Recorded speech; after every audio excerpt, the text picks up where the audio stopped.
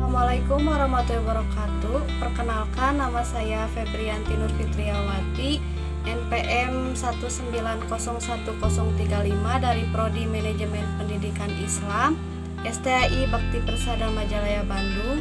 Di sini saya akan menjelaskan tentang kematangan tenaga pendidik dalam pembelajaran mata kuliah Psikologi Pendidikan.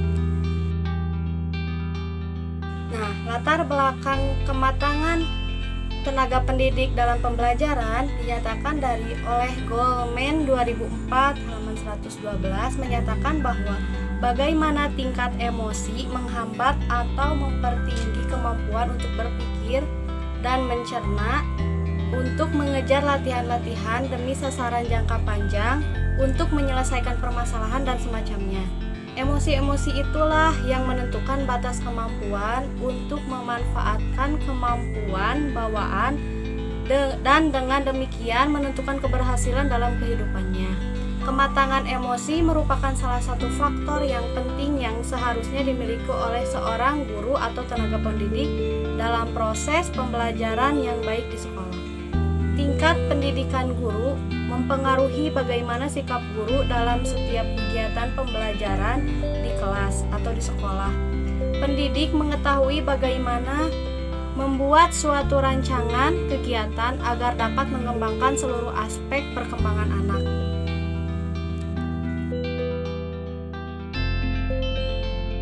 Sini akan membahas tentang definisi dari kematangan itu sendiri. Istilah kematangan menurut Endah dan Sartini menunjukkan adanya proses menjadi matang. Menjadi matang berarti adanya usaha peningkatan dan perbaikan seseorang atau individu yang dianggap telah memenuhi persyaratan untuk disebut matang, masih terus berkembang, jadi masih harus terus berkembang, sehingga pada tiap-tiap saat individu menunjukkan taraf kematangan yang berbeda antara waktu yang lalu dengan waktu yang mendatang.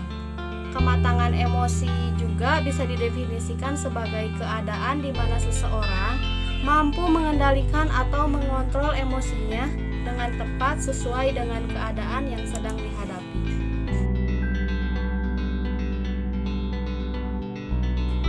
Selanjutnya di sini akan membahas tentang ciri-ciri dari kematangan emosi itu sendiri. Oleh Walgito. Yang pertama, dapat menerima baik keadaan dirinya maupun keadaan orang lain seperti adanya, sesuai dengan keadaan koobjektifnya.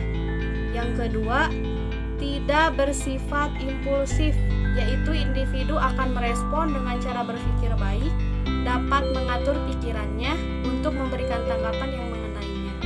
Yang ketiga, mampu mengontrol emosi dan mengekspresikan emosinya dengan baik.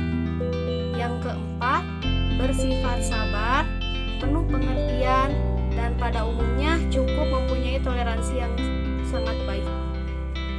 Yang terakhir yaitu yang kelima, poin kelima, mempunyai tanggung jawab yang baik, dapat berdiri sendiri, tidak mudah mengalami frustasi, dan akan menghadapi masalah dengan penuh pengertian.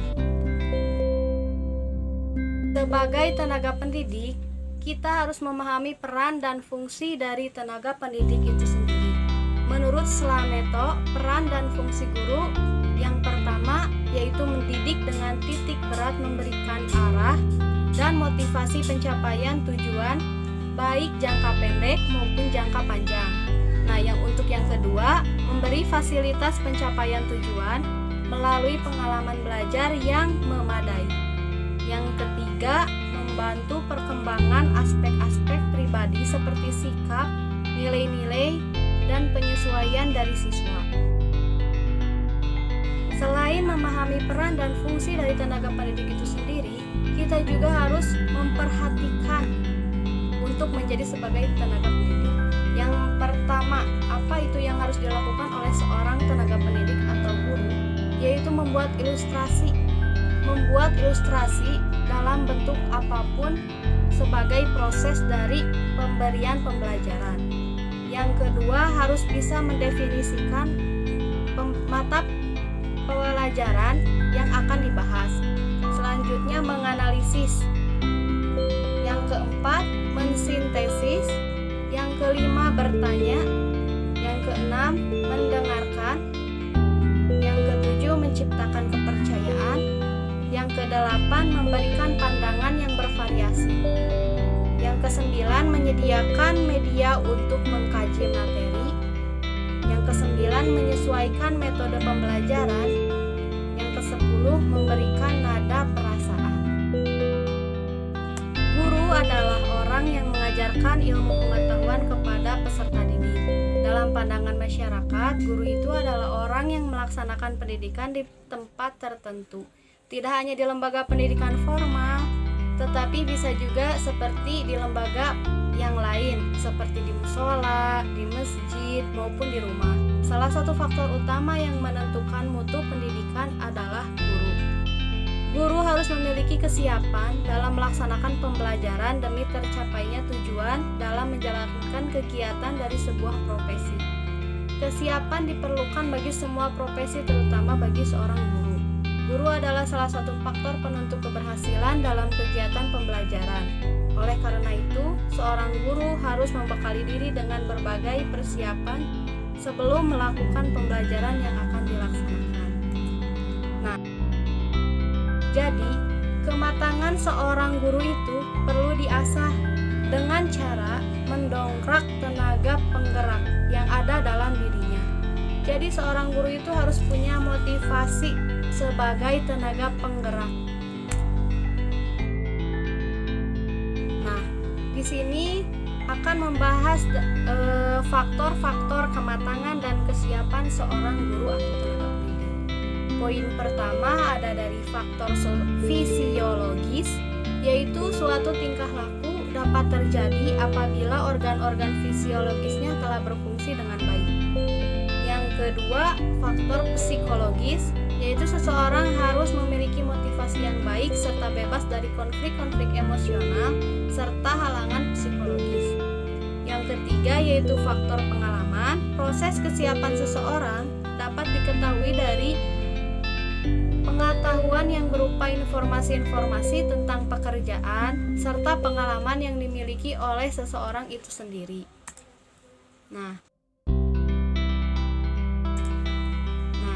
Selanjutnya di sini ada pembahasan mengenai kompetensi yang harus dimiliki oleh seorang tenaga pendidik.